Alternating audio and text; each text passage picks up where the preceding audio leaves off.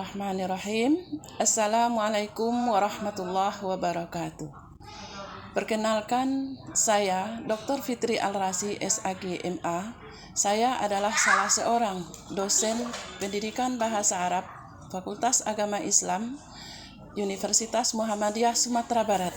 Pada kesempatan ini, saya membuat video pernyataan diri dosen unjuk kerja Tridharma Perguruan Tinggi atau disingkat dengan PDD-UKT-PT di bidang pengajaran salah satu Tridharma Perguruan Tinggi yang merupakan kewajiban saya sebagai dosen. Selanjutnya, saya akan menjelaskan teknik pengajaran di mata kuliah ini dengan teknik DIE, Delivery, Interaction, dan Assessment. Saya akan menjelaskan aplikasi teknik DIE ini dalam pengajaran yang saya lakukan di kelas. Yang pertama, delivery merupakan sebuah metode penyampaian materi perkuliahan yang mengacu pada pendemonstrasian secara langsung kepada mahasiswa untuk memberikan penjelasan konsep berkenaan dengan materi. Teknik ini juga dapat digunakan melalui pembelajaran daring seperti Google Meet, Zoom, atau LMS. Namun, dalam perkuliahan yang saya lakukan semenjak diberlakukannya new normal, saya melaksanakan perkuliahan secara tatap muka. Yang kedua, interaction merupakan sebuah metode dalam pembelajaran yang digunakan untuk memfasilitasi interaksi antara dosen dengan mahasiswa dalam membahas materi perkuliahan. Dan yang ketiga, merupakan sebuah metode dalam pembelajaran yang digunakan untuk mengevaluasi dan mengukur tingkat pencapaian tujuan pembelajaran oleh mahasiswa. Nah, salah satu mata kuliah yang saya ampu adalah Qawaid Nahwiyah. Mata kuliah ini berbobot 3 SKS, yaitu teori, dan merupakan mata kuliah wajib program studi pendidikan bahasa Arab. Mata kuliah ini diajarkan kepada mahasiswa yang telah duduk pada semester 2 dan merupakan mata kuliah yang sesuai dengan bidang keilmuan saya dan juga sesuai dengan yang tercantum di SK fungsional saya. Nah, mata kuliah ini juga merupakan klaster bidang kajian gramatika atau salah satu bagian dasar ilmu tata bahasa Arab untuk mengetahui kedudukan sebuah kata dalam kalimat. Artinya, kemampuan yang harus dimiliki dalam memahami struktur kalimat bahasa Arab dan kedudukan i'rabnya.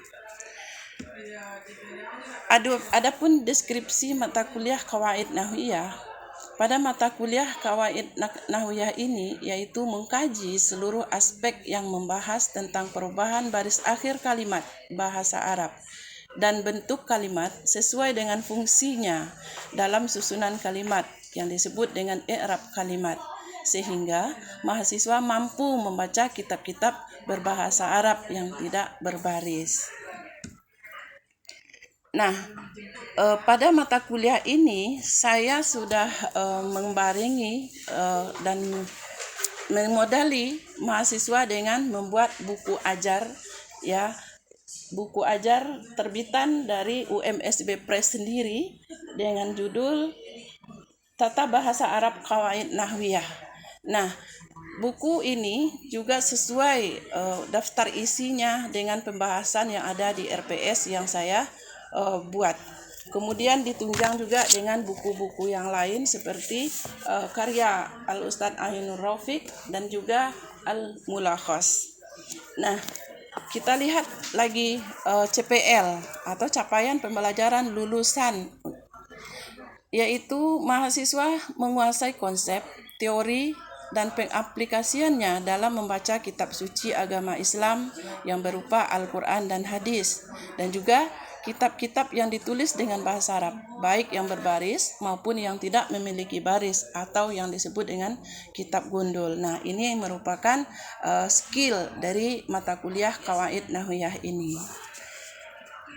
Kemudian kita melirik CP dari mata kuliah ini.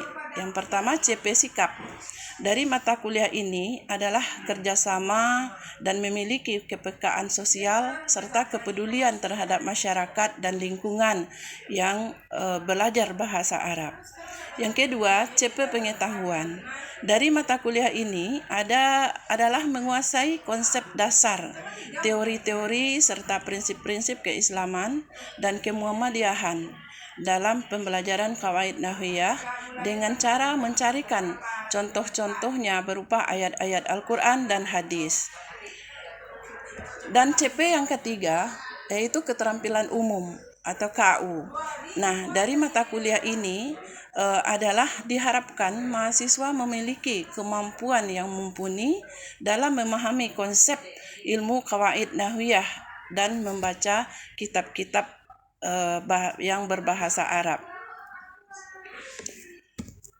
Kemudian kita lihat lagi apa itu CP khusus atau capaian keterampilan khusus dari mata kuliah ini, yaitu mampu memahami dan menganalisis serta menerapkan teori, konsep, prinsip qawaid nahwiyah dalam kehidupan sehari-hari dalam membaca Al-Quran dan hadis, sehingga mereka akan terlihat kehalusan bahasa atau bacaan Al-Quran mereka dan bacaan matan hadisnya, karena qawaid nahwiyah membantu untuk menerjemahkan bahasa Arab ke dalam bahasa Indonesia yang betul.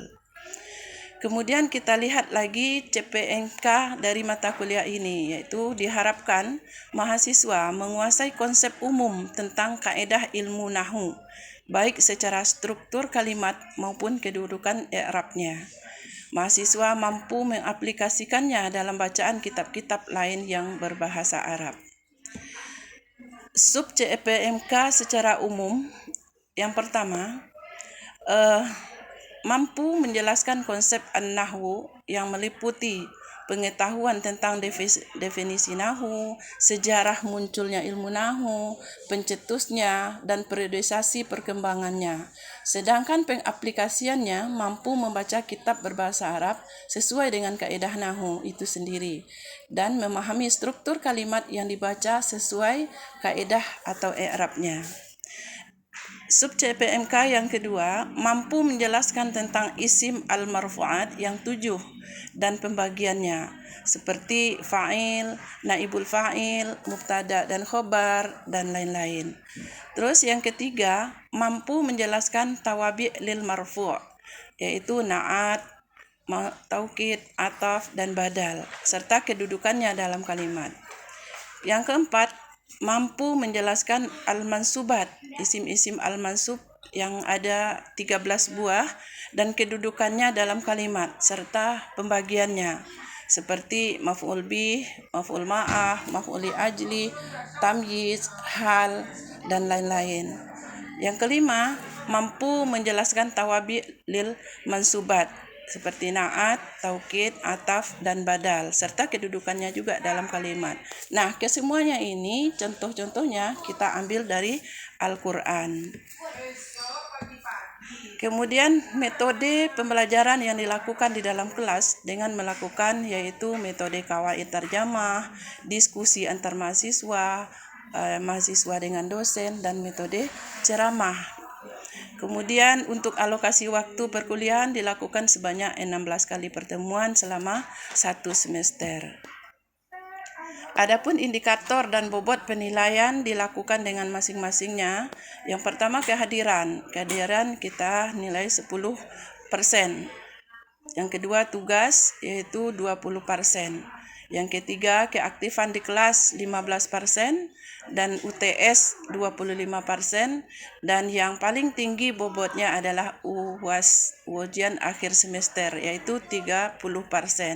Maka total semuanya adalah 100%. Nah, berikut adalah video pembelajaran di kelas yang akan kita buat. Selamat menyaksikan. Waalaikumsalam warahmatullahi wabarakatuh.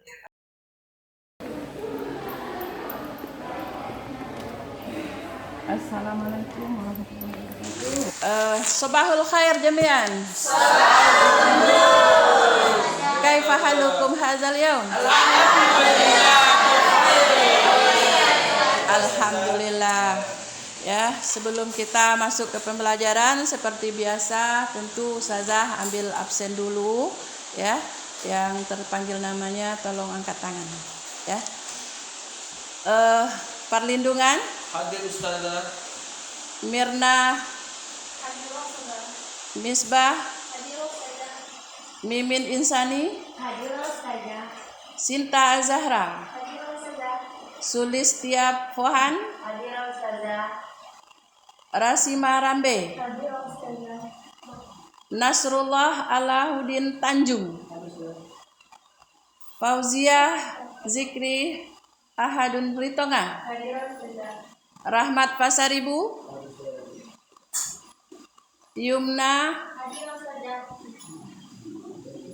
Misbah Nurhayati Hadirah. Rahmat Hasonangan Tanjung. Alhamdulillah ya. Jadi semuanya hadir dan mungkin kita akan lanjutkan pembelajaran kita pada hari ini ya. Kita mulai dengan baca basmalah.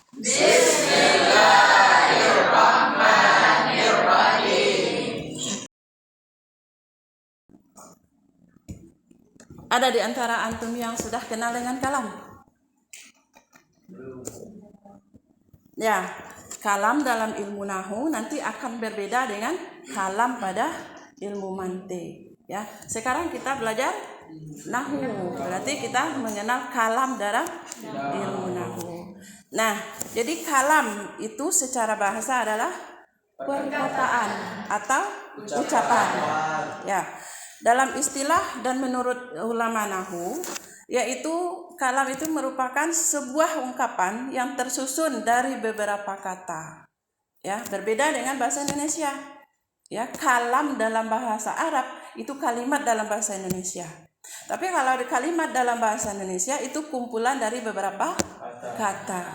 Nah, namun dalam bahasa Arab adalah beberapa ungkapan yang tersusun dari beberapa kata yang memiliki makna, disengaja dan kemudian diungkapkan dengan bahasa Arab. Ya, contohnya at-thalibu mujtahidun. Ya, seperti yang kita apa artinya at-thalibu mujtahidun? Murid yang murid itu rajin. Nah, itu terdiri dari beberapa kata itu. Ada dua. Nah, itulah yang disebut dengan kalam. Ya, siapa bisa contohkan satu lagi kalam? Khair, coba apa itu kalam? Contohnya satu saja. Ya Bu. Berarti Ahmad At-Thalib Ahmad Bu. At-Thalib Ahmad. Nah, sanastamiru. Ya, dalam kalam itu ada beberapa syarat, ya. Apa syaratnya? Yang pertama harus lafaz. Lafaz. Contohnya nama orang Muhammadun, Ahmad, Fatimah, Aisyah, itulah lafaz. Faslun, madrasatun, itu juga masuk kepada lafaz. Yang kedua murakab. Nah, murakab ini apa itu ya?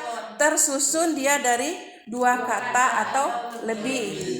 Ya, kalau dua kata itu dalam ilmu nahwu kita contoh ada fiil, ada fa'il, ada mubtada, ada khobar. Nah, itu udah dua. Udah menjadi dia memenuhi syarat kalam yang kedua. Kemudian yang ketiga mufid. Apa itu mufid? Ada makna, bermakna yang kita ungkapkan itu. Ya, tahu kita apa maksud dan tujuan dari ungkapan bahasa Arab yang kita buat. Itu disebut dengan mufid. Yang keempat wada arabi, wad'un. Nah, apa itu wada? Disusun dengan kaidah bahasa Arab. Ya, kalau dalam bahasa Arab itu nanti kita namakan dengan jumlah fi'liyah, jumlah isimiyah. Nah, itu sudah wada dia. Nah, kalau sudah terpenuhi 1 sampai 4 syarat-syarat ini, maka itu kalimat kita sudah menjadi kalam yang sempurna. Nah, kemudian kita lihat lagi kalam itu punya pembahagian. Ya, bahagiannya itu ada 3. Ada yang tahu? Ada sekitar Ya, coba Musan. alif lam pertama isim, yang kedua fi'il, yang ketiga huruf. Ya, sahih. Yang pertama isim. Yang kedua fi'il. Yang ketiga huruf. Nah, isim dalam bahasa Indonesia itu disebut dengan kata benda. Ya. Apa contohnya?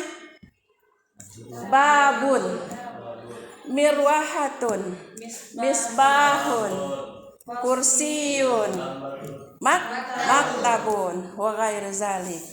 Kemudian yang kedua, fi'il. Fi'il itu disebut juga dengan kata kerja. Nah, kata kerja itu nanti ada pembagiannya dari segi waktu.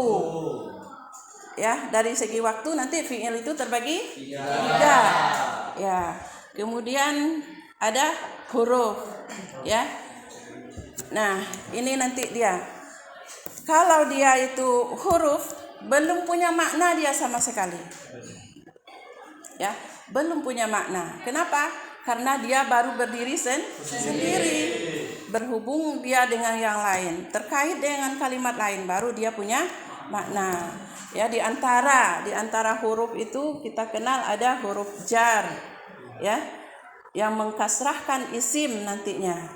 Kemudian ada huruf nasab yang menasabkan fi'il. Ada huruf istifham, yaitu untuk memberikan pertanyaan. Ada huruf nawasih yang bekerja sesuai dengan fungsinya. Ya, huruf kana wa akhawatuha, inna wa akhawatuha. Sebagian kitab disebut dengan huruf nawasih. Nah, kita tinjau sedikit ya. Kita tinjau sedikit nanti di fi'il, ya, isim sudah kita terangkan tadi bahwa isim itu ada kata benda. Tapi kita harus tahu dulu apa tanda-tanda dari isim. Ya, isim itu ada tanda-tandanya. Kira-kira ada yang tahu? Ya, isim itu ada punya tanda. Yang pertama alif lam. Yang kedua tanwin. Yang ketiga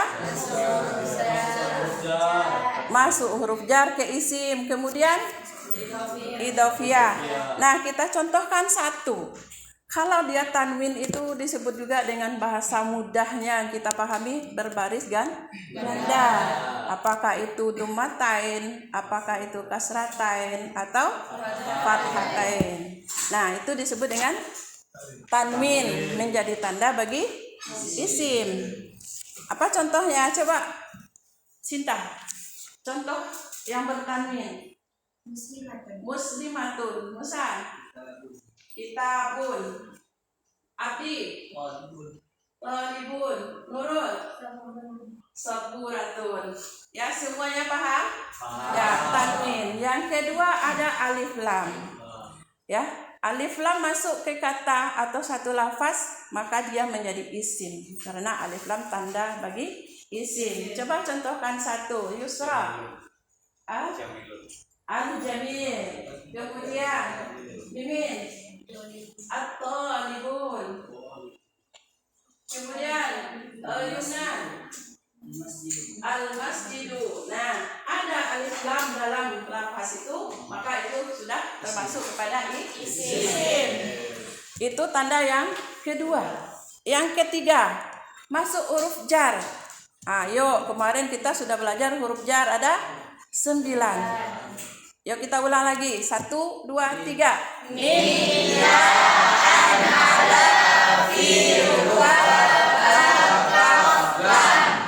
Nah, ada 9 huruf ini masuk dia ke suatu lafaz, maka lafaz kita menjadi kasrah sehingga lafaz kita itu sudah menjadi isim. Nah, kita contohkan minal masjidi, al masjidi masuk minal masjidi. Al faslu masuk huruf fi, masuk huruf fi, fasli. Nah, ada orang itu mengambil rujukan dari hadis an ditambah hadis anil hadisi. Nah, li kita punya pena. Kita masukkan huruf lil qalami. Nah, itu masuk huruf jar, maka dia akan jadi isim.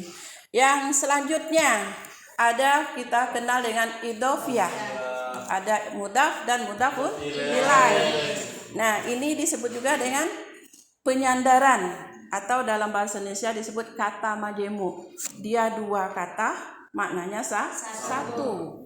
Apa contohnya? Dinul Islam, Rasulullah, apa lagi? Abdullah. Ada lagi? Apa contoh lainnya? Lahmul Qamari misalnya. Kitabul Fiqhi. Nah, dia kan dua, kitab fikih, tapi maknanya satu buah kitab fikih. Ya. Sama dengan ini, dinul Islam. Apakah din dan Islam itu bisa dipisah? Tidak, karena dia maknanya satu. Maka dia disebut dengan isim. Nah, kemudian ini keterangan dari isim. Dan nanti kita juga akan mengenal banyak isim. Nanti di pertemuan selanjutnya ada pembahasan tentang isim lebih luas lagi. Nama-nama isim itu, ya, ada tersendiri dia. Kemudian kita mengenal fiil, ya. Fiil. Kita kenal fiil dari dia menunjukkan suatu perbuatan. Perbuatan itu pasti ada waktunya. Adakah perbuatan yang telah lalu, ya, atau masa lampau, kemudian sekarang atau yang akan datang, kemudian seketika itu juga. Nah, dari segi waktu, fiil ini ada tiga. Yang pertama, fiil madhi. Itu menunjukkan masa lampau. Yang kedua, fiil mudhari. Menunjukkan sekarang atau akan datang. Istiqbal, ya. Kemudian ada fiil amar. Fiil amar ini untuk perintah, ya, lil tolab, ya, lil tolab dia. Nah, kita contohkan satu-satu. Fiil madhi. Siapa bisa? Coba berikan contoh satu fiil madhi. Lasmini. Mana Lasmini? Coba contohkan satu fiil madhi. Doroba. Musan. Kataba. Kemudian Afan. Fa'ala. Nasrul. Hasuna. Kemudian fi'il mudhari. Kita contohkan Nur Hayati. Yadribu. Dani. Yansuru. Apa artinya Dani? Telah menolong. Sedang atau akan menolong. Sedang atau akan menolong. Yang terakhir fi'il amar. Fi'il amar ini lit tolab kalau dalam bahasa nahunya, atau perintah.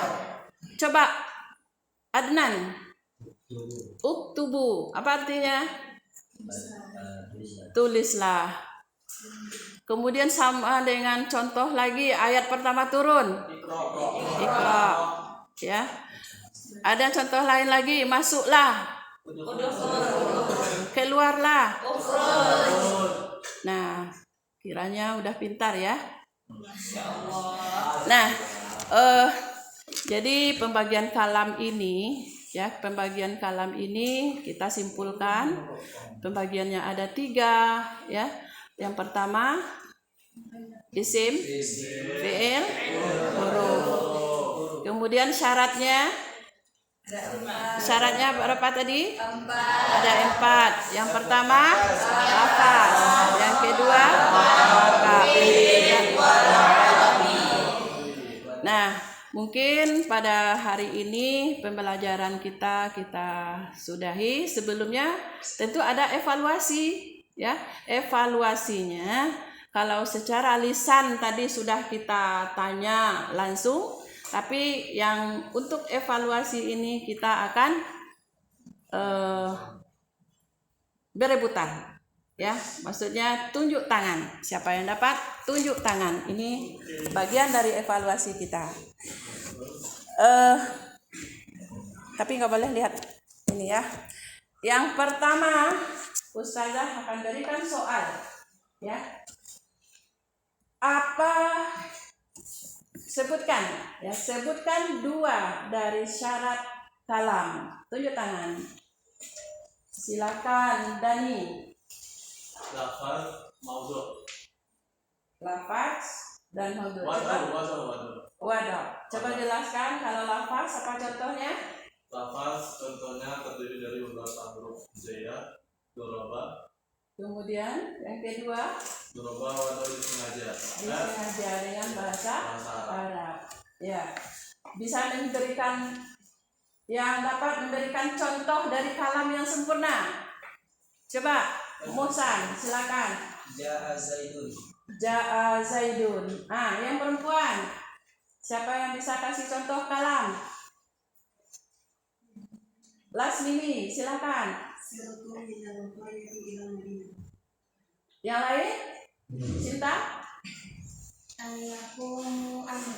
Yakumu amrun. Masih ada yang lain? Yang di belakang? Siapa yang paling belakang? Adnan, coba sebutkan. Apa syarat dari isim? 2 saja. Mufid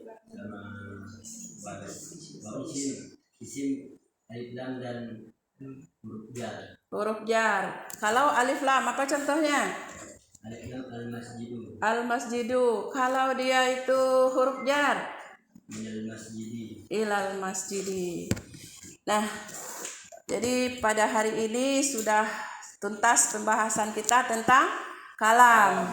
Jadi kalau seandainya masih ada yang ragu, kita bisa mencari referensinya di perpustakaan dan juga di gadget antum masing-masing. Buka, ya, searching kalam itu apa saja, pengertiannya apa, pembagiannya apa, syaratnya apa, ya. Kita harus bisa memberi pengayaan untuk diri kita sendiri.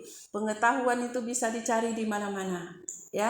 Untuk itu pada hari ini kita tutup kuliah kita dengan baca hamdalah. Alhamdulillahirabbil alamin. Ya, syukran ala ihtimaminkum al-du'ai antum bin najah. Akhirul kalam bidoa salamah. Assalamualaikum warahmatullahi wabarakatuh. Waalaikumsalam.